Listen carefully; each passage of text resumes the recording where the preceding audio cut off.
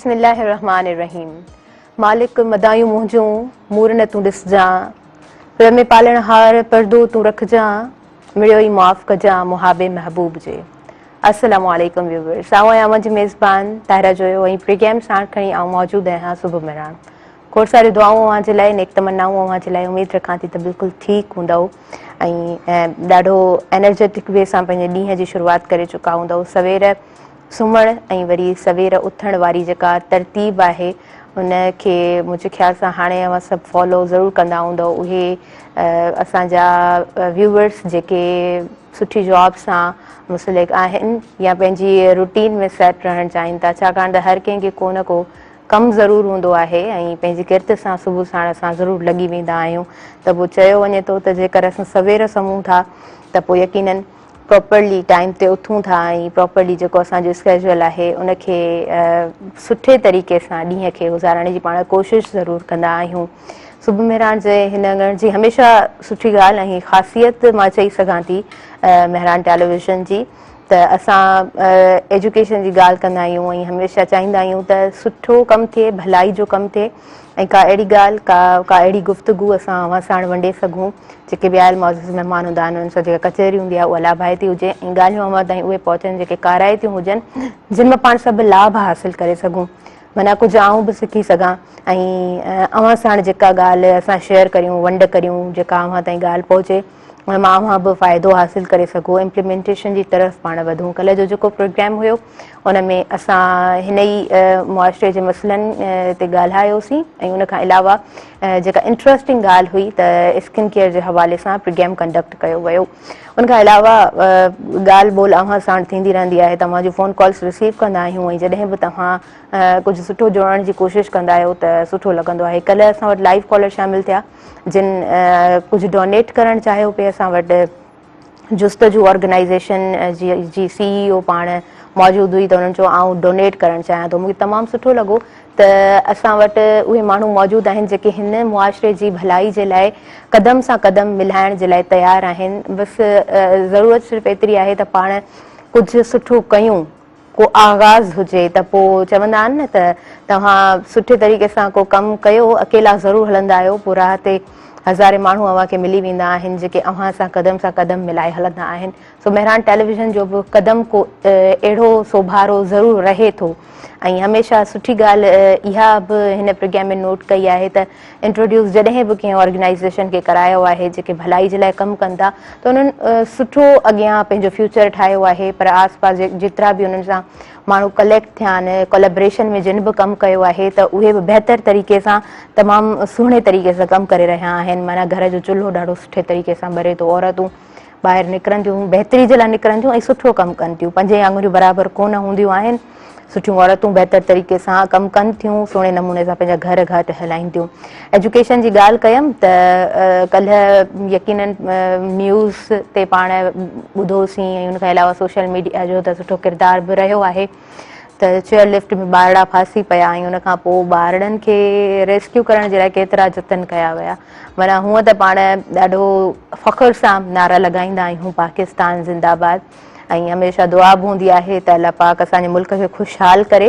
पर ॾिसो असां उहे बि माण्हू ॾिसंदा आहियूं, उन्हनि ॻाल्हियुनि खे बि फेस कंदा आहियूं त घर जे साम्हूं स्कूल आहे पर बिल्डिंग प्रॉपर कोन आहे, के सहूलियतूं मुहैया कोन आहिनि त असां ॿारड़नि खे स्कूल कोन था मोकिलियूं। घर जो चुल्हो ॿारणु मुश्किल आहे त ॿारड़नि खे असां मज़दूरी जे लाइ कम जे लाइ मोकिलियूं था। ॾाढी हैरत थी त उहे बि असांजूं भेनरूं मौजूदु आहिनि, उहे बि घर जे माहौल खे संभाले वेठियूं आहिनि जिन जा ॿारड़ा ॾाढो मुश्किल सां स्कूल ताईं पहुचनि था। उहे टीचर्स बि उन्हनि खे बि आउं सल्यूट पेश कंदमि हिन सुबुह मेहरान जे अङण तां त तव्हां एतिरी मुशक़त सां, एतिरी ॾुखियाईनि खे दरपेश तव्हांजे अॻियां आहिनि ऐं उनखां पोइ बि तव्हां बहितर तरीक़े सां कमु करण जी कोशिशि कयो पिया, तालीम जे मैदान में पंहिंजो सुठो किरदारु निभायो पिया। उनखां पोइ ख़ैर बिला खे ॿारनि खे रेस्क्यू त कयो वियो, पर सुवाल इहो पैदा थिए थो त असां वटि जेकर को चेयर लिफ्ट में फासे थो त उन ॿारड़े खे बि एतिरो सर्वाइव करिणो पवे थो। को के इक़दामात असां वटि मौजूदु न आहिनि, को एक्सीडेंट थिए थो त तॾहिं बि असां वटि ख़ासि इक़दामात मौजूदु कोन आहिनि त उन्हनि खे कहिड़े तरीक़े सां जल्दी हॉस्पिटल पहुचायो वञे। जान मोहम्मद शहीद जान मोहम्मद महर साहिब जो वॾो एग्ज़ाम्पल पाण सभिनीनि जे अॻियां मौजूदु आहे। जॾहिं उन्हनि खे गोलियुनि जो खाज बणायो वियो त उन्हनि खे चेयर ते विहारे पोइ पियो जेको आहे सो खयो वञे। माना चवण जो मक़सदु त को ला कोन्हे को के तरीक़ा असां वटि कोन आहिनि, असां वटि का ख़बर कोन आहे त करिणो कीअं आहे, छा करिणो आहे। सो सवाल पंहिंजी जॻह ते ज़रूरु मौजूदु आहिनि। ऐं उनखां अलावा सिविल सोसाइटी जो आवाज़, उनखां अलावा बि हिकिड़ो केस साम्हूं आयो वारह में सूमरा मोहल्ला में नंढड़ी ॿारड़ी जेका पाणी भरे दर दर ताईं पाणी पहुचाए थी, उन ॿारड़ी खे खयो वियो आहे ऐं उन ॿारड़ी सां ज़्यादती कई वई आहे। तमामु घणो ॾुख थींदो आहे जॾहिं अहिड़ा वाक़िया साम्हूं ईंदा आहिनि। हिकिड़ो ग़म माना ईअं चई सघूं था त उनजो भरपाउ ई कोन्हे को, त वरी मथां खां ॿियो बॉम्ब ब्लास्ट थींदो आहे। सो सिविल सोसाइटी जो सुठो रोल आहे, पाण सभिनीनि खे गॾिजी कमु करिणो आहे, बहितरी जे लाइ कमु करिणो आहे। प्रोग्राम जी तरफ़ अॻियां वधंदसि, मां अव्हांखे ॿुधाईंदी हलां त असां वटि जेके आयल मुआज़िज़ महिमान आहिनि, अनवर अली रोशन साहिब असांजे प्रोग्राम में मौजूदु आहिनि ऐं पाण स्पोर्ट्स एक्सपर्ट पर्सन आहिनि। संदन खे मां भलीकार चवां थी, अस्सलाम वालेकुम, ठीकु आहियो? जी जी अल्हम्दुलिल्लाह बिल्कुलु ठीकु। पाण स्पोर्ट्स जे हवाले सां खोड़ सारियूं ॻाल्हियूं कंदासीं, व्यूवर्स ताईं पहुचाईंदासीं। ऐं व्यूवर्स उनखां अलावा एसएम नदीम साहिब असांजे प्रोग्राम में मौजूदु आहिनि ऐं पाण बि स्पोर्ट्स एक्सपर्ट पर्सन आहिनि। त प्रोग्राम इंट्रस्टिंग आहे, ॾिसिजो प्रोग्राम में कॉल्स बि कजो, अव्हांखे भलीकार चऊं था। अस्सलाम वालेकुम, ठीकु आहियो? माशाल्लाह जी ज़बरदस्त। सो हाणे भला स्पोर्ट्स खां ई पाण स्टार्ट कयूं। छा आहे स्पोर्ट्स में नओं ताज़ो, ऐं कल्ह जो जेको मैच आहे पाकिस्तान ऐं अफ़गानिस्तान, सो उन जा रिव्यूज़ तव्हां खां असां हिन प्रोग्राम में वठणु चाहींदासीं। ये बायलैटरल सीरीज थी पाकिस्तान और अफगानिस्तान की, जो आईसीसी की तरफ से जो वो शेड्यूल की गई थी। और इसके बाद जो एशिया कप है, असल में अफगानिस्तान ने होस्ट करना था, तो ये अफगानिस्तान ने श्रीलंका में रखा। वहाँ पर आपको पता है ग्राउंड्स वगैरह ऐसे हैं नहीं तो न्यूट्रल मकाम जो लोग अमूमन क्या करते हैं यूएई या किसी और कंट्री में रख लेते हैं। तो अफगानिस्तान ने जो है श्रीलंका को चूज़ किया। जो कल की जो मैच था उसमें दो तीन चीज़ें बड़ी अच्छी थी। एक तो ये कि पाकिस्तान जो है बड़ा लो स्कोरिंग मैच था वो, पाकिस्तान ने भी 201 रन किए और जो है वो 59 रन पे जो है वो अफगानिस्तान को पाकिस्तान ने आउट किया। ये पाकिस्तान का लोएस्ट टोटल है अगेंस्ट कोई भी टीम जो मुखालिफ खेली है, तो पाकिस्तान ने ये भी एक रिकॉर्ड कायम किया। दूसरा ये कि वहाँ की पिच की कंडीशन जो है वो ऐसी थी, काफ़ी मुश्किल थी जिसमें खेलना। तो अफगानिस्तान क्योंकि जो होस्ट करता है वही जो वो क्यूरेटर वगैरह सारी चीज़ें जो है ग्राउंड की अरेंजमेंट वो लोग खुद करते हैं। तो अफगानिस्तान के जो लोगों ने मुझसे उनके जो क्रिकेट बोर्ड है उसने पिच ऐसी बनाई थी स्पिन के लिए साजगार थी, यानी कि स्पिनर्स के लिए। तो पाकिस्तान शुरू में बड़ा ट्रबल में रहा, फिर उसमें इमाम लग जो है उसने अच्छा खेला, फिर शादाब है, इफ्तिखार अहमद है, इन्होंने भी थोड़े थोड़े रन किए, 39 रन शादाब ने किए, 30 जो है इफ्तिखार अहमद ने किए। वो एक टोटल जो है पाकिस्तान ने 201-202 का टारगेट जो है उनको दिया। जब वो रिप्लाई में उनकी बैटिंग आई तो उसमें पाकिस्तान के जो बॉलर्स है वो तो ऑलरेडी जो आउटस्टैंडिंग बॉलर्स हैं, हमारे जो फास्ट बॉलर्स हैं। हारिस रऊफ ने 5 आउट किए, शहनशाह अफरीदी ने 2 आउट किए, एक शादाब ने आउट किए, एक नसीम शाह ने। और टोटल जो है अफगानिस्तान की टीम ने जो वो 59 रन बनाए। तो अफगानिस्तान भी अब जो वो टीम नहीं है जो पहले हुआ करती थी। इनके भी जो प्लेयर्स हैं वो दुनिया में मुख्तलिफ लीग्स भी खेलते हैं और बड़ी अवेयरनेस है वो क्रिकेट के हवाले से। और अभी 30 तारीख से जो है एशिया कप होने वाला है, वर्ल्ड कप से पहले, उसके बाद वर्ल्ड कप है, तो उसके लिए भी ये एक अच्छी प्रिपरेशन है पाकिस्तान की। तो एशिया कप के मैचेज जो है श्रीलंका और पाकिस्तान में ही ज़्यादातर खेले जाने हैं। 30 तारीख को ओपनिंग है नेपाल वर्सेस पाकिस्तान मुल्तान के अंदर एशिया कप की। और एक मुझसे क्रिकेट की बहुत ज़्यादा आजकल हाइप क्रिएट हुई है, एशिया कप, वर्ल्ड कप, फिर डिफरेंट लीग्स चल रही हैं, ठीक है। पूरी दुनिया में इतनी लीग चली हैं, अमेरिका, कनाडा और उसके अलावा यूएई, अभी दुबई के अंदर एक लीग होने वाली है, उसकी भी ड्राफ्टिंग चल रही।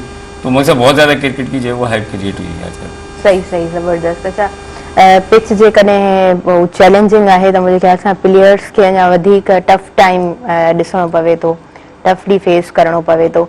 सो अनवर अली रोशन साहब खां पुछंदासीं त पिच जो सही हुजणु, स्मूथ हुजणु केतिरो ज़रूरी आहे प्लेयर्स जे लाइ, छा था सम्झो?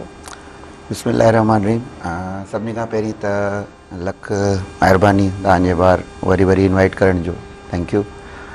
अदी आउं प्रोफेशनल प्लेयर रहियो आहियां, मुंहिंजी नज़र में पिच जो ख़राब हुजणु सुठो हुजणु मैटर नथो करे, इट डज़ंट मैटर। माना जेकॾहिं तव्हां प्रोफेशनल लेवल ते बीठा आहियो, you should have prepared yourself before it. Pitch check कई वेंदी आहे कोच जे तरफ़ां हिकिड़ो ॾींहुं पहिरीं, ऐं माना असां जेतिरे लेवल ते बैडमिंटन खेॾी इंटरनेशनली अलहमदिल्ला खेॾी किथे बि असांजो वरी छा थींदो आहे बैडमिंटन में त उते एयर प्रेशर जो फ़र्क़ु अची वेंदो आहे, किथे हाल वॾो हूंदो आहे किथे नंढो हूंदो आहे। पोइ असां इहे रीज़न्स ॾींदा आहियूं त बाबा स्ट्रोक सुठो न पियो लॻे, रैली न पई हले, त असांखे हमेशह इहो चयो वियो त प्रोफेशनल प्लेयर जे लाइ को आर्ग्यूमेंट न हूंदो आहे। अच्छा, पिच ॾुखी हुजण खां अलावा सर जी ॻाल्हि काफ़ी हद ताईं सही, पर अफ़गानिस्तान वटि दुनिया जा बहितरीनु बॉलर आहिनि ऐं मां कल्ह जे मैच ते ज़रूरु रुॻो एतिरो ॻाल्हाइणु चाहींदुसि त पिच ठीकु आहे क्यूरेटर जे थ्रू सर सही पियो चए, थोरी डिफिकल्ट हुननि ठाही, छा आहे त हुननि जी इवेंट हो, पोइ जंहिंजो इवेंट हूंदो आहे उहा पिच ठाहींदा आहिनि। पोइ हुननि जी जेका मेन शइ हुई उहा बॉलिंग हुई, छो त हाणे अफ़गानिस्तान वटि उहे उन 5 साल 4 साल पहिरीं वारा हिटर ऐं बैट्समैन न रहिया आहिनि, त हुननि पंहिंजे हिसाब सां पिच खे हार्ड रखियो। इहा चॉइस हूंदी आहे जंहिंजे तरफ़ां इवेंट हूंदो आहे, पर हाणे प्रॉब्लम इहो आहे त तव्हां हेतिरे लेवल जा प्रोफेशनल प्लेयर आहियो। मां सही पुछो त कल्ह पाकिस्तान हारिस रऊफ़ माना नो डाउट नो वर्ड्स, माना मां सम्झां थो पंहिंजी ज़िंदगी जी का बेस्ट स्पेल मां हिकिड़ी स्पेल हूंदी हुनजी। माना कल्ह जो मैच अगरि मूंखां केरु पुछियो वञे, करार बि उनखे ई ॾिनो वियो मैन ऑफ द मैच, त हारिस रऊफ़ खटियो आहे, पाकिस्तान न खटियो आहे। नो आऊं माना एज़ ए एक्सपर्ट इनखे चवंदो त हुन माना बदिलाए ॾिनो असांखे, तक़दीर माना छिके हथ में ॾिनी हुन। अहिड़ा इवेंट ऐं अहिड़ा स्पेल हमेशह न थींदा आहिनि, ठीकु आहे। त पिच जो इहो बि अची वियो, उनखां पोइ पाकिस्तान जे लाइ इहो अलार्मिंग नॉक आहे। अॻियां ॿियूं टीमूं ॾाढियूं ख़तरनाक आहिनि। अफ़गानिस्तान जेका आहे ठीकु आहे, उन वटि बॉलर 2-3 सुठा आहिनि, राशिद खान आहे ऐं नबी आहे, जेके ऑलराउंडर हुननि जा 2-3 सुठा आहिनि, पर बहरहाल ऑस्ट्रेलिया ॿी शइ आहे ऐं अॻियां तव्हांजी इंडिया ॿी शइ बीठी आहे। त दुनिया जूं जेके मज़बूत तरीन टीमूं तव्हांखे डिस्टर्ब ज़रूरु कंदियूं, मुंहिंजी नज़र में इहो ई आहे। हारिस रऊफ़ गैर मामूली, माना हुन उहो पंहिंजी, मां सम्झां थो पंहिंजी ज़िंदगी जो बेस्ट बॉलिंग कराए वियो।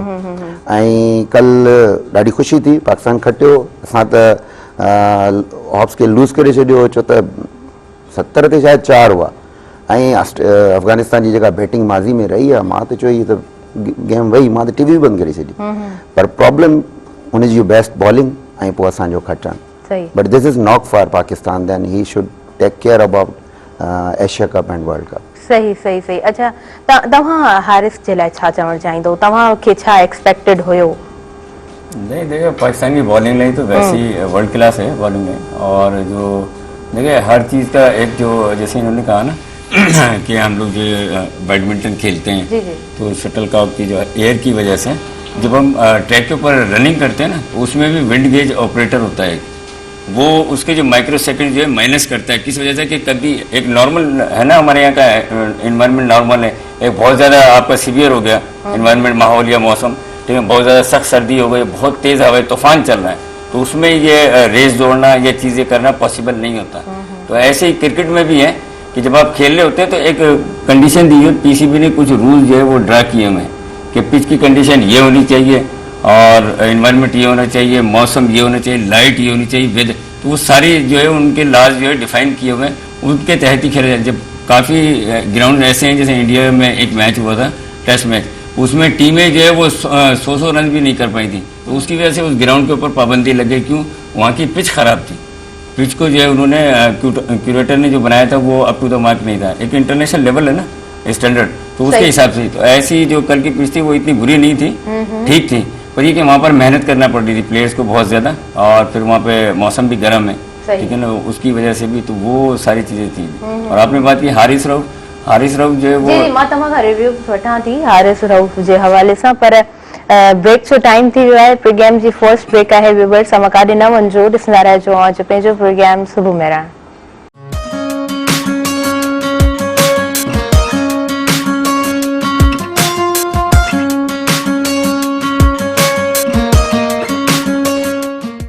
सभिनी ॾिसंदड़नि खे ॿीहर आऊं भली कार चवां थी अॼु पंहिंजे प्रोग्राम सुबुह मेहरान में। प्रोग्राम हिन वक़्तु लाइव हले पियो ऐं स्क्रीन ते नंबर बि हली रहियो आहे 022210285 डायल कजो, प्रोग्राम में शामिल थिजो। ऐं जेकर असां दुनिया जी ॻाल्हि कयूं त डेवलप्ड कंट्रीज़ में बि ॾिसो तव्हां, हेल्दी एक्टिविटीज़ हूंदियूं आहिनि ऐं असां हेल्दी एक्टिविटीज़ खां ॾाढो पासे ते आहियूं। असां वटि हर ॾींहं ते को न को मसइलो थींदो आहे, हर ॾींहं ते को न को क्राइम थिए थो, ऐं हर ॾींहं ते सिर्फ़ु क्राइम नथो थिए, ॾींहं में 2-4 क्राइम्स असांजे साम्हूं ईंदा आहिनि। ऐं मां सम्झां थी त 2-4 क्राइम्स जेके साम्हूं अचनि था उन्हनि जी त असांखे ठीकु आहे ख़बर पवे थी, पर उन खां अलावा केतिरा क्राइम्स थियनि था उहे त ढकजो वञनि, असांखे का ख़बर बि कोन थी पए त असांजे आस पास थिए छा पियो। मुंहिंजो चवण जो मक़सदु सिर्फ़ु एतिरो आहे त एजुकेशन खे पाण जॾहिं प्रायोरिटी ॾियूं था त डज़ नॉट मीन त तव्हां ॿारनि खे रेडी करे स्कूल मोकिलियो ऐं ॿार स्कूल मां अचे उन खां पोइ तव्हां उन्हनि खे रिलीजियस एक्टिविटी में लॻाए छॾियो ऐं उन खां पोइ तव्हां ॿार खे होमवर्क में ऐं मुख़्तलिफ़ एक्टिविटीज़ में घर में बाउंड करे छॾियो था। चवण जो मक़सदु एतिरो आहे त स्मूथली जॾहिं थोरो एनवायरनमेंट क्रिएट कयो वेंदो ऐं गेम्स जी तरफ़ बि थोरो रुझान हूंदो, प्लेस केतिरा इम्पॉर्टेंट हूंदा आहिनि, को करिकुलम एक्टिविटीज़ इम्पॉर्टेंट हूंदियूं आहिनि, इन तरफ़ स्कूल्स जो ठीकु आहे समहाउ रुझान ज़रूरु आहे एक्स्ट्रा करिकुलम एक्टिविटीज़ में, को करिकुलम एक्टिविटीज़ में, पर पेरेंट्स जो को घणो इंट्रस्ट कोन हूंदो आहे, पेरेंट्स इन्वॉल्व कोन हूंदा आहिनि। पेरेंट्स खे बसि ॿारनि खे अॻियां वधाइणो हूंदो आहे ऐं चाहींदा आहिनि त असांजा ॿार सुठे तरीक़े सां पोज़ीशन खणी अॻियां कंहिं क्लास में वधनि। सो ॿार जॾहिं रिलैक्स हूंदो तॾहिं ई सुठे तरीक़े सां स्टडी बि करे सघंदो। सो हर शइ खे बैलेंस्ड हलाइणु तमामु ज़रूरी आहे। इन शइ ते थोरो तव्हां ध्यानु ज़रूरु ॾिजो। प्रोग्राम जी तरफ़ अॻियां वधंदसि। अनवर अली रोशन साहब प्रोग्राम में मौजूदु आहिनि, एस एम नदीम साहब असांजे प्रोग्राम में मौजूदु आहिनि। सो प्लीज़ सर आप कंटिन्यू करें। हारिस रऊफ जी हारिस रऊफ के हवाले से तव्हांजो छा हारिस रऊफ जो है वो एक जो एक्सेप्शनल टाइप का बॉलर है। 150 प्लस की बॉल है वो कर रहा था कल, और उसने जो वो मतलब अफगानिस्तान के प्लेयर्स जो है उनको ही क्या पूरी दुनिया के अंदर जो जितने भी बैटर्स हैं उनको जो है मकसद उसने बड़ा परेशान किया है। और जब आदमी नीचे से आता है ना, नीचे से तो फिर वो कुछ टारगेट सेट करके आता है अपनी लाइफ के, तो उसने बहुत स्ट्रगल किया हारिस रऊफ ने।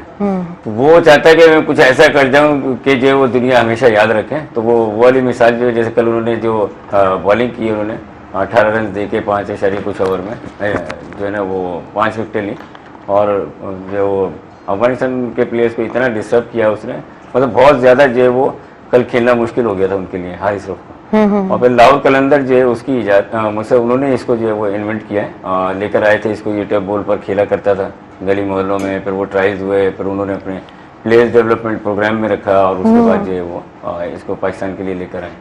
तो जो आप बात कर रही थी ना कि एजुकेशन के साथ को करिकुलम एक्टिविटीज़, तो हमारे जो ज़्यादातर जो इदारे हैं ना, गवर्नमेंट के इदारे हैं, उसमें इस चीज़ का फुकदान है। ठीक है, प्राइवेट देख लें आप या बोर्डिंग स्कूल हैं, ठीक है, जो सिटी स्कूल है या दूसरे स्कूल हैं या बोर्डिंग स्कूल, उनमें फ़र्क क्या होता है? सिर्फ स्पोर्ट्स एक्टिविटीज़ का ही होता है। जब आप बोर्डिंग स्कूल में जाएंगे ना तो उनके बच्चों की फिजिकल एक्टिविटी, उनका चलना, फिटनेस, मैं खुद जो सरगोदियन इदारा है टंडोलियाल में, वहाँ पर मैंने जॉब की है 14-15 साल। जब ऐसा नहीं है कि वहाँ पे जो है वो सारे फीस वाले जाते हैं, अमीर लोग जाते हैं, गरीब भी जाते हैं, ठीक है ना। वो एक शोभा है सरगोदियन ओल्ड बॉयज एसोसिएशन, जो पीएफ सरगोदा से लोग पढ़कर निकले, उन्होंने उनकी एक रीयूनियन होती है। वहाँ पर बैठे किसी ने मशवरा दिया कि यार हमें कुछ अच्छा भी करना चाहिए पाकिस्तान के लिए। तो किसी ने कहा कि यार मेरे पास ज़मीन पड़ी हुई है, आप ऐसा करें यहाँ टंडोलियाल राशिदाबाद में आप आ जाएं, वहाँ पर जो है स्कूल बनाएं। तो उसने 101 एकड़ जो है ज़मीन वो डोनेट की स्कूल के लिए, वहाँ पर स्कूल बना। अब वहाँ पे मुख्तलिफ इदारे काम कर रहे हैं, ठीक है ना। अब वो फिर जो है बच्चों को स्कॉलरशिप भी देते हैं, अगर अच्छा है कोई बच्चा तो 100-150 बच्चों को फ्री ऑफ कॉस्ट भी पढ़ाते हैं, और फीसिस वगैरह भी हैं। और जो है आप वहाँ पर जाएंगे कभी विजिट करें तो वो यूरोपियन स्टाइल का स्कूल बना हुआ, आप देखेंगे कि हर चीज़ जो है वो इतने स्पोर्ट्स की फील्ड इतनी वाफिर मिकदार में, कोचेज, हर चीज़, मतलब एजुकेशन का स्टैंडर्ड, खाना पीना, उनका डिसिप्लिन, मॉर्निंग रन होती है सुबह 6 बजे, उसके बाद फिर जो वो नाश्ते के लिए आते हैं ब्रेकफास्ट, फिर स्कूल टाइम, फिर आफ्टर में जो है वो आराम का टाइम है, फिर उसके बाद जो वो स्पोर्ट्स करते हैं। मुझे एक डेली रूटीन बनाई, डिसिप्लिन में बच्चों को लेकर आते हैं। अब जब वहाँ से बच्चा जो पढ़कर निकलेगा तो आप देखें कि वो क्या कुछ बनेगा। मैं खुद विटनेस हूँ, कई बच्चे, कोई जज है, कोई बैरिस्टर है, कोई लेफ्टिनेंट कर्नल है, कोई कहाँ, मतलब पूरे दुनिया के अंदर वहाँ के बच्चे जो है वो जो है हाई पोस्ट पर जो है जॉब कर रहे हैं। माशाल्लाह माशाल्लाह, ज़बरदस्त ज़बरदस्त। ॾिसो न, इहा असांजे मुआशरे जी ख़ूबसूरती बि आहे, जिते असां वटि एतिरा सारा क्राइम्स थियनि था, जिते असां वटि हर ॾींहं ते को न को मसइलो साम्हूं अची वञे, पर उते ई सुठाई बि मौजूदु आहे। उते असां वटि अहिड़ा माण्हू मौजूदु आहिनि जेके डोनेट करणु चाहींदा आहिनि, जेके पंहिंजूं सर्विसिस ॾियणु चाहींदा आहिनि, जेके बहितर खां बहितर कमु करणु चाहींदा आहिनि। छाजे लाइ? सिर्फ़ु असांजे बहितर माहौल जे लाइ, बहितर सोसाइटी जे लाइ। सो जिते बि बहितरी जे लाइ कमु थिए थो, ऐं तव्हां जेकर ॾिसो था अवां में स्टेमिना आहे, अवां पंहिंजे स्केड्यूल मां टाइम कढी सघो था, त पोइ उन्हनि इदारनि खे ज़रूर टाइम ॾींदा कयो। मां सम्झां थी इहो बि हिकिड़े क़िस्म जो सदको आहे। एग्जैक्टली सही ॻाल्हि आहे न, इहो बि तव्हांजो सदको आहे, तव्हांजे इल्म जो सदको आहे, त तव्हां पंहिंजो इल्म विरहाईंदा रहो। देखिए, आप अगर किसी को अच्छा मशवरा दे देते ना, सही। ये भी एक जो है वो सदको सदका है। भी है, अमानत भी है ये। बिल्कुल बिल्कुल गाइड कर देना, सही रास्ते पे ले आना। अगर आप देखें कोई किसी को नुकसान हो रहा है और उस टाइम पर आप खामोशी इख्तियार कर लेते हैं, तो ये भी एक किस्म के गुनाह में आ जाता है। और अगर उसको नुकसान हो रहा है, आप कोई अच्छी बात बता दें तो नुकसान से बच जाता है, तो इट्स मीन के जो आपने जो वो सवाब का काम। बिल्कुल बिल्कुल तव्हां सही था चओ। कैरिकुलर एक्टिविटीज़ सां जेको आहे न ॿार जी परफॉर्मेंस बि वधे थी, जी बिल्कुल एकेडमिक सेक्शन में बि उते बि हू माना पोइ हुनजो दिमाग़ वधीक कमु थो करे। हा हा हा, सो इहो ॿार माना क्रिएटिव थींदो आहे, ॿार कॉन्फिडेंस अचे थो, जी, ॿार में बिल्कुल, सेल्फ बिल्कुल। कॉन्फिडेंस अचे थो। स्पोर्ट्स जा केतिरा ई फ़ाइदा आहिनि, टॉलरेंस अचे थी, जॾहिं असां गेम खेॾंदा आहियूं, जी कॉम्पिटिशन हा, थींदो जी आहे, हा। पोइ हिकिड़ो अहिड़ो टाइम ईंदो आहे असांजो दिलि चवंदा आहिनि की आऊं माना हिट कयांसि, पोइ असांखे हुते टॉलरेट नेचुरली माण्हू हणी नथो सघे, पोइ इतां टॉलरेंस सिखंदो आहे माण्हू। सिखंदो आहे। त स्पोर्ट्स जा लातादाद फ़ाइदा आहिनि। बिल्कुल बिल्कुल तव्हां सही पिया चओ। हज़रत अली करमुल्लाह वजह जिन जो कॉल मुबारक आहे त तव्हां पूरे ॾींहं में 1 कलाक ताईं अहिड़ो कमु कयो जो अव्हांजे जिस्म जो पघर ज़रूर निकिरे। ऐं मुंहिंजे ख़्याल सां इलाही वॾी हिकमत आहे इन में। पाण घटि सम्झ रखूं था, पाण सम्झी कोन था सघूं, पर पंहिंजो पाण जॾहिं इन्वॉल्व थियूं था, सिर्फ़ु घर जो कमु हुजे या तव्हां रनिंग करे वठो या घर जे ॿाहिरां तव्हां को ॿूटो पोखियो आहे, को वणु पोखियो आहे, पोइ आस पास तव्हां सफ़ाई करियो था, त उन में बि तव्हांखे थक थिए थो। ऐं जॾहिं तव्हां घर अचो था वरी फ्रेश थी करे इवनिंग टाइम में वेहो था, त तव्हां हिकिड़ी एनर्जी पंहिंजो पाण में महसूसु कंदो। इन खां पोइ यकीन मञो त निंड बि तव्हांखे सुठी ईंदी। त हिकमत तमामु घणी आहे, घटि सम्झ रखूं था, सम्झूं घटि था। उन खां अलावा स्कूल्स जी जेकर ॻाल्हि करियूं, प्राइवेट स्कूल्स में त ठीकु आहे, पर प्राइवेट स्कूल जो बि हिकिड़ो मसइलो आहे त हिकिड़ो बेंगलोर जे अंदरि स्कूल्स ठहियल आहिनि ऐं ॿारनि जी एक्टिविटी त ठीकु आहे क्लास जे अंदरि थिए थी, पर उहा रनिंग जीअं गेम जो एनवायरमेंट हूंदो आहे, प्ले हिकिड़ो एनवायरमेंट प्रॉपर हुजे, उहो कोन्हे को असां वटि। इहो जेको तव्हां बेंगलोर जी ॻाल्हि कई त जस्ट अर्निंग जो हिकिड़ो तरीक़ो थी वियो आहे। Government should not allow any academic to the school means वॾो हुजे, उनजे अंदरि हिकिड़ो ग्राउंड हुजे, उनजे अंदरि फिज़िकल एक्टिविटी बि हुजे। इवन भले गवर्नमेंट जो को बि तव्हां प्रोजेक्ट खणंदो त उनमें हिकिड़ो ग्राउंड बि हूंदो, उनमें उन्हनि जी असेंबली जी हिकिड़ी जॻह बि हूंदी। ये जेको बेंगलोर वारा स्कूल आहिनि, त टोटली माना ॿारनि जो करियर डिस्ट्रॉय था कनि। अच्छा, हिकिड़ी ॻाल्हि मूंखे ॾाढी ज़बरदस्त यादि अची वई, तव्हां अगरि हिकिड़ी ॾाढी ज़बरदस्त ॻाल्हि कई त स्पोर्ट्स जे हवाले सां माना जेको ही जीअं साईं ॻाल्हि कई त हुते डोनेशन जेको मिले थो, इहो डोनेशन एतिरा माण्हू वेठा आहिनि ॾियण जे लाइ, मूंखे हिकिड़ी ॻाल्हि दिमाग़ में अची वई, पर हुननि खे अॻियां को माण्हू नथो मिले। हुननि खे इहो डाउट आहे त हीउ मुंहिंजो जेको बि मां हिते ॾींदुसि न, ऐं पंहिंजी ॻाल्हि कयां, मूंखे उते माना जिथे मां आहियां हाल में, त उते को बि बैडमिंटन हॉल कोन्हे। त मूं ॾाढी कोशिशि कई त को बैडमिंटन हॉल उते माना ऐं को छा हॉल मौजूदु आहिनि जीअं की स्कूल जे अंदरि को ठहियल आहे या छा, मुंहिंजो उते आउं ठारायां त उते बैडमिंटन हॉल जी कॉस्ट एॾी ख़ासि न हूंदी आहे। विनायल हिकिड़ो ईंदो आहे, ॿियो हिकिड़ो नेट लॻंदो आहे। अगरि हॉल मौजूदु आहे त तव्हां यकीन करो 10-10 माण्हू मैदान में अची विया त असां तव्हांखे ठाराए ॾियूं, पर हुननि जो चवणु इहो हो त तव्हां इहा शइ यूटिलाइज़ बि त थिए न, कंहिं अहिड़े माण्हू खे अॻियां आणियो त जेको गारंटी खणे त तव्हां इहो कमु। एग्ज़ैक्टली तव्हां बिल्कुलु सरवारी ॻाल्हि, वॾा माण्हू वेठा आहिनि डोनेशन करण जे लाइ, पर अॻियां अहिड़ा इदारा। असां वटि वरी ॾिसो न, चैरिटी हाउस आहिनि ऐं कुझु अहिड़ा इदारा आहिनि, उते डोनेशन एतिरी बहितर थींदी आहे। मां विटनेस आहियां, बिकॉज़ मुंहिंजो वञणु थींदो आहे। मूंखे इलाही ख़ुशी बि थींदी आहे त बहितरी जे लाइ एतिरो सुठो कमु थिए पियो, पर को बहितर इदारो असां वटि क्रिएट कयो वञे, को अहिड़ो माण्हू हुजे जेको सुठे तरीक़े सां कमु करे, रेस्पॉन्सिबल हुजे। जी जी प्लीज़ तव्हां ऐड कयो। गाजियाबाद में जो मैंने आपको बताया ना कि टोटल ये वो मतलब एक फ्लाई इदारा है। राशिद एक पायलट हैं, शब्बीर साहब जो शब्बीर कैमखानी साहब, वो भी एयर कमोडोर रिटायर, उनका बेटा था, वो फ्लाइंग करते हुए शहीद हो गया था, तो उसके नाम पर उसने ये राशिदाबाद रखा और ये ज़मीन उसी की। वहाँ पर एक इदारा नहीं है, ये सिर्फ के सरगोदिया नहीं है, मुख्तलिफ हॉस्पिटल वहाँ पर है। LRBT वहाँ पर आई हॉस्पिटल एक्स्ट्रा ऑर्डिनरी बेहतरीन किस्म का। वैसे दूसरा बिल्किस हॉस्पिटल एक वो अलग है, सही उसके लेबोरेटरीज अलग हैं, फिर गूंगे बेरों का स्कूल अलग है, ये नाबीनाओं का अलग है। मतलब उस बाउंड्री के अंदर ये सारे, और वो सारे क्या NGOs के थ्रू और डोनेशन और फंडिंग के थ्रू चल रहे हैं, और बेहतरीन तरीके से लोग वहाँ पर जो जॉब भी कर रहे हैं। और वहाँ पे जो मतलब अब देखें ना, मुझे ये बताएं कि हमारे यहाँ जो गूंगे बहरे हैं या उनके स्कूल इतने कहाँ हैं। जो वालिदैन वो तो परेशान होते हैं ना कि उनको भी कहीं ना कहीं एजुकेशन दें। सही गाल है, पर सही गाल है। उनकी एजुकेशन उनके हिसाब से ही होती है, नॉर्मल लोगों की तरह तो नहीं होती है। तो इशारों की जबान होती है, किसी को कुछ होता है, तो ऐसे करके उन्होंने ये चीजें की हुई हैं। तो वो बड़ा अच्छा काम कर रहे हैं वहाँ पर। और जो आपने हजरत अली करमल्लाहु वजहू का जो कॉल बताया था कि पसीना पगर आना जरूरी है, तो उसमें उसका एक फायदा मेडिकल पॉइंट ऑफ व्यू से ये भी होता है कि जब आपको स्वेटिंग होती है तो एक्स्ट्रा एंजाइम जो भी आपकी बॉडी के अंदर होते हैं वो भी रिलीज हो जाते हैं। सही गाल है। अच्छा, हिकिड़ी ॻाल्हि थी इन जे सिलसिले में मां बि कंदुसि। जी, प्लीज़, प्लीज़। अली साईं जे कॉल ते ई यादि आयो मूंखे बि त UNO sorry world health WHO जी, जी, जी। हेल्थ ऑर्गेनाइजेशन रिसेंटली हिकिड़ी पंहिंजी रिसर्च ॾिनी आहे त छा त मां ख़ुदि स्कॉलर जी फील्ड में आहियां त पोइ रिसर्च खे घणो पढ़ंदो रहंदो आहियां। सही सही त बेहतर। हूअं त 10,000 स्टैंडर्ड माना हिकिड़ो ॾिनो हो त बाबा 10,000 steps should be taken in the day. Yes, हर माण्हू yes। खे खणणु खपनि। That is the world famous scenario. हाँ, बिल्कुलु। हुननि ॾिठो त हाणे माण्हू इन ते बि न पिया अचनि, छो त माण्हुनि जी जेका लाइफ टाइम आहे न उहो माना टायर्ड थी विया आहिनि, माना थकी पिया आहिनि, नथा कमु, माना फिज़िकल फिटनेस नथी पुॼे। नथी पुॼे। रिसेंटली उन्हनि वरी नई रिसर्च ॾिनी आहे त बाबा ठीकु आहे तव्हां 10,000 स्टेप्स नथा करे सघो त मिनिमम 4,000 स्टेप्स तव्हां वठो। सही सही। पर पोइ हुननि वरी हिकिड़ी टेक्निक ॾिनी आहे, उनमें चयो आहे ठीकु आहे स्टेप्स त असांखे 10,000 खपनि पर तव्हां वटि टाइम कोन्हे, त पोइ हुननि चयो आहे अधु किलो जो वेट खणी तव्हां पाण वटि किथे बि रखी छॾियो ऐं तव्हां 4,000 स्टेप्स माना वठी वठो त तव्हांखे उहो ई बेनिफिट पवंदो जेको तव्हां 10,000 स्टेप्स में वठो। सही सही। माना तव्हांजो टाइम हाफ खां बि घटि थी वियो।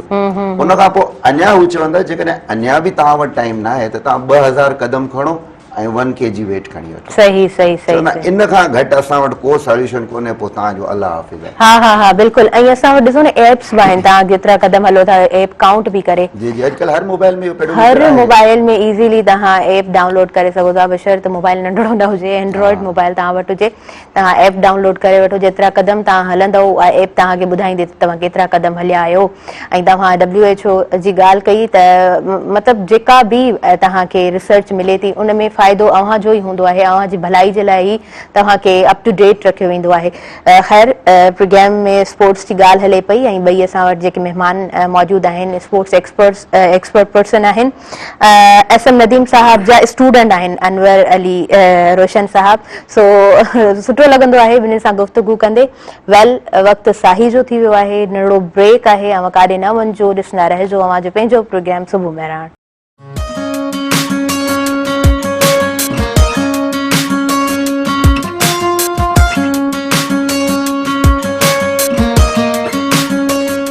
Welcome once again viewers. सभिनी ॾिसंदड़नि खे ॿीहर भलीकार चवंदासीं अव्हां जे पंहिंजे प्रोग्राम में। ऐं स्पोर्ट्स जी ॻाल्हि हले पई, तंदुरुस्ती जे लाइ बहितर आहे त कुझु एक्टिविटीज़ हुअणु खपनि। सुबुह जो अव्हां जॾहिं उथो था तव्हां जूं ॿ चारि एक्टिविटीज़ हूंदियूं ऐं एनर्जेटिक वे सां कमु करणु बहितर आहे अव्हां जी सिहत जे लाइ। ख़ैर असां हींअर टेनिस जे हवाले सां ॻाल्हाईंदासीं त छा अपडेट्स आहिनि, तव्हां कीअं शेयर कंदव? टेनिस में अॼु 2-3 महीननि खां ॾाढो ज़बरदस्त हिकिड़ो कॉम्पिटिशन हले पियो। जी। इतफ़ाक़ सां जेके वर्ल्ड क्लास सीनियर हुआ उहे सभु रिटायर थी विया, जीअं फेडर रिटायर थी वियो, सही। नडाल जहिड़ो प्लेयर ॿई रिटायर थी विया। त हींअर हिकिड़ो ई सीनियर खिलाड़ी बीठो आहे नोवेक जोकोविच। त पूरी दुनिया जी टेनिस माना माण्हू जेके आहिनि उनखे ई लाइक कनि था, माना एज़ ए प्लेयर ही वर्ल्ड नंबर 1 रहियो आहे तक़रीबन 4 खां 5 साल कंटिन्यूअसली। रिसेंटली हिकिड़ो अंडर 20 ॿार आहे उन अची करे इनखे and first time in history without ranked, माना हिकिड़ा हूंदा आहिनि जेके पहिरीं खां रैंक मिलियल हूंदो आहे, विदाउट रैंक्ड हिकिड़ो ॿारु अचे थो, अची उनखे विंबलडन जे फाइनल में हाराए थो। Oh my God. इट वाज़ माना हिकिड़ो माना हिकिड़े प्रोफेशनल ऐं वर्ल्ड नंबर 2 प्लेयर जे लाइ हिकिड़ी वॾी माना बीट हुई। त हिन हिकिड़ो बयानु ॾिनो त if I will not defeat him I will retire. Wow. त हुन माना हिकिड़ो पोइ माण्हुनि खे ॾाढो वेट हो त हाणे ही वरी अलाह करे पाण में टकराइनि। जीअं असांजो हिकिड़ो रिवायती हरीफ़ हूंदो आहे न पाकिस्तान ऐं भारत जो, त पूरी दुनिया खे वेट हो त ही किथे न किथे पाण में टकराइनि, छो त खेॾंदा त सही टूर्नामेंट, मत हू कंहिं ॿिए खां हारे वञे, हू कंहिं ॿिए खां कटे वञे। पोइ सभिनी जूं दुआऊं हुयूं। ऐं ख़ुदि माना असल में असां टेनिस बि खेॾिया आहियूं थोरो घणो, बहरहाल गेम्स हर को ॾिसंदो आहे मुख़्तलिफ़ गेम्स। पोइ ॾाढो इंतज़ारु हो। पोइ नेठ सिंसिनाटी ओपन थींदी आहे USA में, उन में इतफ़ाक़ अहिड़ो थियो त ॿई वरी फाइनल में पहुता। पोइ तक़रीबन को चवनि था दुनिया जी माना को 30 खां 40% आबादी, माना टोटल आबादी, हालांकि एवर हिस्ट्री में 5 खां 7% आबादी खां मथे कॾहिं बि कंहिं मैच को न ॾिठो आहे, भले वो पाकिस्तान इंडिया जो छो न हुजे, फुटबॉल जो वर्ल्ड कप जो फाइनल छो न हुजे, हिकिड़ो अहिड़ो हिकिड़ो टसल थी पियो, छो त हुन बयानु ॾिनो त जेकॾहिं नेक्स्ट मैच में मूं हिनखे न हरायो त आउं रिटायर करे छॾींदुमि, छो त हिकिड़ो ॿार अनसीडेड प्लेयर अची मूंखे हराए छॾींदो। पोइ थियो बि ईअं, ॿई फाइनल में पहुता। पोइ बहरहाल ॾाढो ज़बरदस्त मैच थियो, पहिरियों सेट हू खटे वियो, नोवेक खटे वियो, ॿियो वरी कार्ल्स हू खटे वियो, नंढो छोकिरो आहे, 20 सालनि जो बि कोन हूंदो ऐं एॾो मासूम आहे जो पहिरीं त मां फेवर में हुउसि त हू खटे नोवेक, पर पोइ हुनजे चेहरे खे ॾिसी मूंखे रहम अची, मुंहिंजो न अलाह करे भले ही खटे, सही सही सही, भले वो रिटायर थी वञे, हुनजो उहो ई ऑलमोस्ट एंडिंग आहे। यानी कि आप जीत हमारे हर बार हाँ, अपने तरफ से दुआओं के वसीले फाइनली तव्हां माना सिर्फ़ु हिकिड़े पॉइंट खां नोवेक हुन खां खटियो आहे, माना बेस्ट ऑफ 3 थींदो आहे, जेको ही विम्बलडन वग़ैरह थींदो आहे, बेस्ट ऑफ 5 थींदो आहे, ॿिया जेके इवेंट हूंदा आहिनि उहे बेस्ट ऑफ 3 थींदा आहिनि। त हिकिड़ो सेट हुन खटियो, हिकिड़ो सेट नोवेक खटियो, फाइनल में 7-4 माना 2 या 3 पॉइंटनि ते हुनखे नोवेक हाराए छॾियो। ऐं ज़िंदगी में कंहिं न ॾिठो हूंदो, हुन पंहिंजी शर्टूं बटूं फाड़े करे ग्राउंड में सुम्ही पियो, छो त उहो माना हिनखे ॾाढो अहम पे वरितो हुन। त इहो टेनिस में ॾाढो ज़बरदस्त इवेंट ॾिसण में आयो। इन खां अलावा टेनिस हले पई, नोवेक इंशाअल्लाह चए थो आउं 2-3 साल अञा खेॾंदुसि, अगरि ही 2-3 साल खेॾे वियो त ही फेडर जो रिकॉर्ड बि टोड़े वेंदो।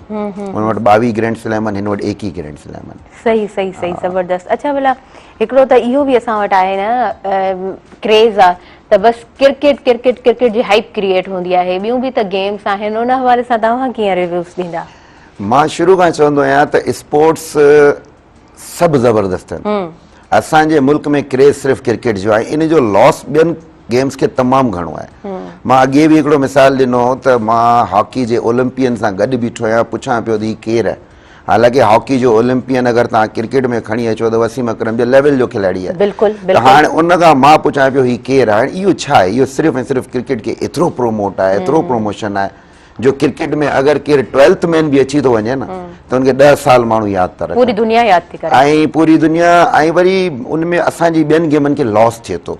अच्छा बेन गेमन में असांजी परफॉर्मेंस मरे थी छो तो गवर्नमेंट जो ध्यान भी कोने उन तरफ। अने टेबल टेनिस थी वही, टेनिस थी वही, स्क्वैश थी वही, बैडमिंटन थी वही, आई इवन स्विमिंग थी वही, रेसलिंग, माना के गेम ते ध्यान इनकमिंग फ्यूचर तहां के फील थींदो आ जैसे तहां भी त गेम्स ऐं स्पोर्ट्स की दुनिया में एकड़ो सुठी तरीके से तहां नॉलेज रखण की कोशिश कंदा आयो, अप टू डेट रहंदा आयो, पंहिंजो खिदमतूं भी इन फील्ड में सरंजाम ॾियो पिया, त फील थींदो आ त तारीख़ ज़रूर किथे न किथे इन शइ खे स्टॉप कंदी ऐं का अहिड़ी गेम हूंदी क्रिकेट जे मुक़ाबले में जेका दुनिया में पंहिंजो नालो ठाहींदी, ईअं कॾहिं फील थियो आहे? ये महसूस थियो आहे, पर असांजे वरी हिते हिकिड़ो ॿी ॻाल्हि अचे थी त माण्हुनि जो क्रेज़ बि सिर्फ़ु क्रिकेट जी तरफ़ आहे, माण्हुनि जो ध्यानु बि सिर्फ़ु क्रिकेट जी तरफ़ आहे। हींअर रिसेंटली जेवलिन थ्रो में जेको असांजो हिकिड़ो छोकिरो अरशद नदीम उन पूरी दुनिया में वॾो हिकिड़ो नालो पैदा कयो, पर असांजे पाकिस्तान में नालो पैदा कोन थियो। असांजा माण्हू इवन असां वटि रेसलर पिया आहिनि, इवन हींअर बैडमिंटन में ॾाढियूं प्रमोशन हलनि पियूं, ॾाढो सुठो कमु थिए पियो, डिफरेंट गेम्स में ॾाढा वॾा वॾा टाइटल वर्ल्ड लेवल ते। हिकिड़ो मूं ॾिठो ॾाढो अफ़सोस थियो, स्नोकर जो वर्ल्ड चैंपियन थी मोटियो आहे छोकिरो, कराची एयरपोर्ट में सिर्फ़ु मां ऐं उनजो हिकिड़ी भेण बीठी हुई जो वेलकम करण लाइ। त असांजो माना मूंखे इहो अफ़सोस सां चवणो थो पए त शायदि मुश्किल आहे, छो त असांजे अवाम में जेको आहे न उहो फीवर मेजॉरिटीज़ अथॉरिटी, असांजी अवाम बि रुगो इहो ई थी चाहे शायदि त सिर्फ़ु क्रिकेट जो ई प्रमोशन थिए। हालांकि तव्हां का बि गेम खेॾी ॾिसो, हर गेम जे अंदरि इंट्रस्ट हूंदो आहे, का बि गेम तव्हां बैडमिंटन खेॾो, क्रिकेट खेॾो, का बि गेम तव्हां खेॾंदो, हर गेम जे अंदरि इंट्रस्ट हूंदो आहे। पर हाणे इन में वरी थोरो असांजी मीडिया खे बि ध्यानु ॾियणो पवंदो, असांजी मीडिया कवरेज नथी ॾिए, माण्हुनि में ध्यानु किथां पैदा थींदो जॾहिं तव्हां कवरेज ॾींदा ई कोन त माण्हू किथां ॾिसंदा। हा इहो बि आहे, इहा बि ॻाल्हि बिल्कुलु सही पिया चओ, छो त मीडिया जो मुंहिंजे ख़्याल सां हिकिड़ी स्क्रीन ते जेका शइ हले थी उनजो बि तमामु घणो असरु थिए थो, ॿारनि खां वठी वॾड़नि ताईं हर ज़हन ते उनजो हिकिड़ो स्टार ठहनि था, ॾिसी ॾिसी करे त मिसाल कंहिंजो मैच हले पियो, असांजो स्पोर्ट्स जो त को बि चैनल वैलिड कोन्हे। बिल्कुलु बिल्कुलु तव्हां सही चओ पिया, ऐं सुबुह मेहरान में त हिन प्रोग्राम में कोशिशि हूंदी आहे त असां डिफरेंट गेम्स ते बि ॻाल्हाए सघूं, छो त ॾिसो हर गेम जी पंहिंजी हिकिड़ी ब्यूटी आहे, ऐं कंहिं बि साइड तव्हां हुजो अगरि गेम में इन्वॉल्व आहियो, तव्हां पंहिंजो पाण खे हेल्दी एक्टिविटी जी तरफ़ आणियो था त तव्हां ज़रूरु फिटनेस जी तरफ़ वधो पिया। सिंध प्रीमियर लीग जे हवाले सां सर पाण ॻाल्हाईंदासीं, छा पियो थिए कीअं असां सां तव्हां शेयर कंदा? हाँ बिल्कुल, अभी लाहौर के अंदर जो सेरेमनी थी, साइनिंग सेरेमनी सक्खर पेट्रियाट की, तो ये पांचवी टीम जो है सिंध प्रीमियर लीग की जो वो ऑन की है किसी ने, सॉरी। जी जी, मौसम तब्दील आहे थोरो, हाणे ग़लति असर थिए पियो सभिनी जे। असल में मौसम भी ऐसे चल रहा है। मौसम हाणे इहो पहले बुखार जुकाम ऐं हाणे एहतियात करणो आहे मैं भी सभिनी 10 दिन बड़ा बीमार रहा, उसके बाद जो वो जगह ठीक हुआ। तो चलो मैं सिंध प्रीमियर जी जी जी, प्लीज प्लीज। तो एक टीम शायद जो वो लड़काना रह गई है, तो वो भी मेरे ख्याल से आज या कल में शायद फाइनल हो जाएगी। 18 सितंबर इन्होंने दी है उसकी ओपनिंग। पर जो मेरी अपनी ऑब्जर्वेशन है कि पाकिस्तान में इतनी चीज़ें चल रही हैं, शायद 18 सितंबर को पॉसिबल ना हो, ये आगे पीछे हो जाए, क्योंकि ओवर 40 वर्ल्ड कप जो है ना वो भी पाकिस्तान में होना है और उसकी ओपनिंग भी 18 सितंबर को ही है। तो मेरे ख्याल से 8 कंट्रीज है वो, जिसमें यूएसए है और नेपाल है और दूसरे कंट्रीज हैं, वो लोग आ रहे हैं। तो यूएसए की टीम के हवाले से मैं थोड़ा सा बता दूं कि उसमें एक खुशाइन बात ये है कि 10 पाकिस्तानी जो है वो अमेरिका की टीम में जो है वो खेल रहे हैं, जिसमें मोहम्मद फारूक जो है वो कैप्टन है, जिनका ताल्लुक कराची से है और वो अंडर 19 पाकिस्तान की तरफ से खेल भी चुके हैं। फिर एक जो है जान मोहम्मद हैं, वो पाकिस्तान की तरफ से अंडर 19 भी खेले हैं और फर्स्ट क्लास क्रिकेटर हैं। और अदनान ताज, उनका ताल्लुक हैदराबाद से ही है, वो भी फर्स्ट क्लास क्रिकेटर हैं। तो ऐसे करके जो है वो तकरीबन 10 के करीब जो लोग हैं वो अमेरिका की क्रिकेट टीम में जो है वो शामिल हैं, जो पाकिस्तान आएंगे 14 सितंबर को वर्ल्ड कप खेलने। अच्छा, इस बात को बताने का मकसद ये था कि देखें अभी जैसे अभी पीसीबी ने जो है वो पाबंदी लगाई है, जो अमेरिका में लीग खेले हमारे फर्स्ट क्लास प्लेयर्स, उसमें 1-2 हैदराबाद के भी हैं और मुख्तलिफ जगहों के भी हैं। अब पीसीबी के टूर्नामेंट जो है वो तो 15-16 खिलाड़ी खेलेंगे ना पाकिस्तान की तरफ से, या इमर्जिंग या दूसरा आप ले लें। बाकी प्लेयर जो इतने खेल रहे 5 से 7 लाख जो लोग खेलते हैं क्रिकेट, वो कहाँ जाएंगे? तो वो अगर वहाँ जा रहे हैं तो मेरी दरख्वास्त है चेयरमैन साहब से और पीसीबी की जो मैनेजमेंट है उनसे कि काइंडली उनके ऊपर पाबंदी ना लगाएं। देखिए अगर वो डॉलर कमा के पाकिस्तानी लेकर आए ना, पाकिस्तान की इकोनॉमी को बेहतर कर रहे हैं, अगर 20-25 लड़के वहाँ जाकर खेल रहे हैं अमेरिका में और वो अच्छा अमाउंट ले रहे हैं और गुजर बसर कर रहे हैं, उनको टोटल सही इसके ऊपर, तो उसके ऊपर काइंडली पाबंदी ना लगाएं। अच्छा, मैं दोबारा जाऊँ एसपीएल की तरफ। जी बिल्कुल बिल्कुल। तो मैं एसपीएल अब उनके जो है ट्रायल्स होने एसपीएल के एमर्जिंग प्लेयर्स के अंडर 23, और वो भी बिल्कुल करीबी हैं, कभी भी डेट अनाउंस हो जाएगी। और उसके अलावा जो फिर प्लेयर्स ड्राफ्टिंग है और फिर ये टूर्नामेंट होगा। और अब गवर्नमेंट तो चली गई है, निगरान सेटअप आ गया है, तो देखते हैं नई मूव्स क्या होती हैं और नए मामला क्या होती हैं। फिर ये कि चेयरमैन जो है वो, सॉरी चेयरमैन कह रहा हूँ, मेयर जो कराची के मेयर हैं, वो जो है वो अभी वही हैं, ठीक है ना, मुर्तज़ा वहाब साहब। तो मैं एक प्रोग्राम में मौजूद था, तो आरिफ साहब जो हैं, आरिफ मलिक साहब जो एसपीएल के सदर है, उन्होंने उनसे मुखातिब होकर कहा था कि जब हमारी ये एसपीएल हो रही होगी तो गवर्नमेंट नहीं होगी, सिंध गवर्नमेंट डिजॉल्व हो चुकी होगी, तो आप उस वक्त पर मौजूद होंगे, तो हमारी आपसे दरख्वास्त है कि आप जो इसको थोड़ा सा ऑन कीजिएगा। तो फिर उन्होंने कहा था कि भाई मैं हर तरीके से आपसे जो वो बंधा हुआ हूँ और हर तरीके से आपकी हेल्प करूँ। ओके जी, वाह जी, जबरदस्त। जी जी सर जी गाल ऐड क्यों जी? हाँ, गाल करण चाहींदुसि, माजरत है सर, ऐसा नहीं है कि आपकी बात के अगेंस्ट जा रहा हूँ, लेकिन मुझे एक बात समझ में आ रही है त ही जेके पाबंदी पीसीबी हई आहे ॿाहिरि वञी छोकिरनि ते खेॾण में, I think it is right. थिए छा थो त हिते जंहिं वटि थोरो नालो अचे थो, जंहिंखे थोरो गेम अचे थो, उहो निकिरी थो वञे लीग्स में पैसा कमाइण। पोइ इन जो जेको रिज़ल्ट या डिसएडवांटेज थिए थो, उहो छा थो थिए, उहो मां तव्हांखे ॿुधायां। असांजी क़ाइदे आज़म ट्रॉफी थींदी आहे, क़ाइदे आज़म ट्रॉफी में जेतिरा बि असांजा प्लेयर आहिनि उन्हनि खे खेॾिणो हूंदो आहे। जेकॾहिं क़ाइदे आज़म ट्रॉफी उहे नथा खेॾनि, उहे एक्सक्यूज़ करे निकिरी था वञनि, त हाणे क़ाइदे आज़म ट्रॉफी में जेका उहा ई साॻा जेके नवां ॿार हूंदा आहिनि, जेके अपकमिंग प्लेयर थी सघनि था, उन्हनि खे इंटरनेशनल प्लेयरनि जो एक्सपोजर मिलंदो ई कोन्हे। हू सभु ॿाहिरि पैसा कमाइण में हूंदा आहिनि। हाणे तव्हां रुगो पैसनि जे लाइ त कोन आया आहियो न हिते, ठीकु आहे, हिकु अधु लीग तव्हां खेॾी बि वठो, पर हाणे तव्हां सॼी ज़िंदगी ॿाहिरि रहंदा त पोइ ही ॿार कंहिंखां सिखंदा?